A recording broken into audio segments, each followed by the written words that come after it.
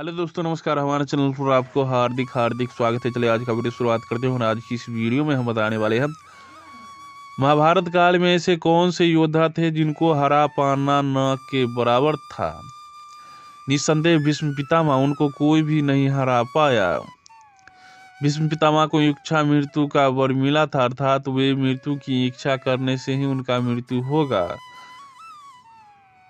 भीष्म जी के सम्मुख 5 पांडव और 100 कौरव समान थे, इसलिए वे पांडवों का वध नहीं कर रहे थे। तब शकुनी, दुर्योधन, दुशासन और कर्ण आपस में मंत्रणा करके 9वें दिन रात को उनके समक्ष उपस्थित हुई और इशारे इशारे में उनकी उम्र का जिक्र किए। भीष्म जी को इशारा समझने में देर नहीं लगी। उन्होंने कहा, कल के बाद तुम दूसरे सेनापति के साथ युद्ध करोगे। उसी रात में ही युधिष्ठिर पितामह से मिले। तब वे उन्हें अपना मृत्यु भेद बता दिए कि उनके हाथ शस्त्र होने से कोई उन्हें पराजित नहीं कर सकता। वे स्त्री के सम्मुख शस्त्र नहीं उठाते। उसके साथ वे यह भी बता दिए कि शिखंडी वास्तव में स्त्री है। उन्हें सामने रखकर निशास्त्र मेरे पर अर्जुन बाण प्रहार करे। मैं अधर्म के पक्ष में हूँ। धर्म का विजय के लिए यह करना आवश्यक है। इसके बावजूद भी वे युद्ध की अवधि में प्राण त्याग नहीं किए।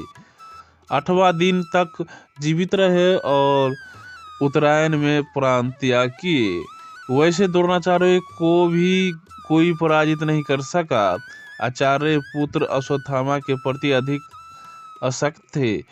भीष्म जी के पतन के बाद शकुनी, दुशासन, कर्ण और दुर्योधन आदि चारों ने द्रोणाचार्य से सेनापति बनने को अनुरोध किया। द्रोण यह शर्त रखे कि वे पांडवों का वध नहीं करेंगे। धृष्टद्युम्न का जन्म उन्हें वध करने के लिए हुआ है, इसलिए वे उसका भी वध नहीं करेंगे। द्रोण युद्ध में प्रलय रचना किए। 13वें रात को शकुनी आदि गुरु के समक्ष उपस्थित हुए और प्रस्ताव रखे कि आप पांडवों का वध न करें तो न सही, पर आप युधिष्ठिर को बंदी बना के हमें सौंप दीजिए। गुरु बोले, अर्जुन अनुपस्थित में यह कर सकता हूँ।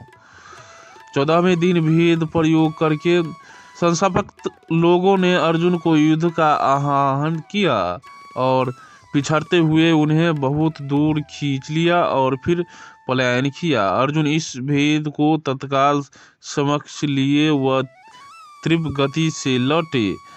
भीम सहित सब वीर गुरु के सामने टिक न सके। सबको परास्त करके गुरु रथ से उतरे, पर वे युधिष्ठिर के पास पहुंचने से पहले ही अर्जुन उनके सामने उपस्थित हो गए। विफल मनोरथ द्रोण को भीष्म जी के साथ कौरवों का बर्ताव याद आ गया। वे उसी क्षण ही अगले दिन निर्काय युद्ध करने का निश्चय कर लिए। 15वां दिन गुरु युद्ध क्षेत्र में भीषण युद्ध किए। पांडव श्री कृष्ण जी के शरण में गए। तब श्री कृष्ण जी युधिष्ठिर से नरे व गुंजरे व अश्वत्थामा हता अर्धसत्य कहने को कहा, जो युधिष्ठिर ने अनिच्छा पूर्वक कहा। यह सुनते ही द्रोण निराश में डूब गए और शस्त्र त्याग करके योग मग्न हो गए। तब उन्हें दिव्यवाणी हुआ कि आप अपना कर्तव्य पूरा कर लिया है, इसलिए आप स्वर्ग सिधार जाइए। द्रोण योग बल से प्राण त्याग दिए। उसके बाद वहां उपस्थित धृष्टद्युम्न उनका सर काट दिया। तो दोस्तों, हमारी आज का जानकारी कैसा लगा? अगर अच्छा लगा हो तो लाइक, शेयर और सब्सक्राइब करना न भूले। पूरा वीडियो देखने के लिए धन्यवाद।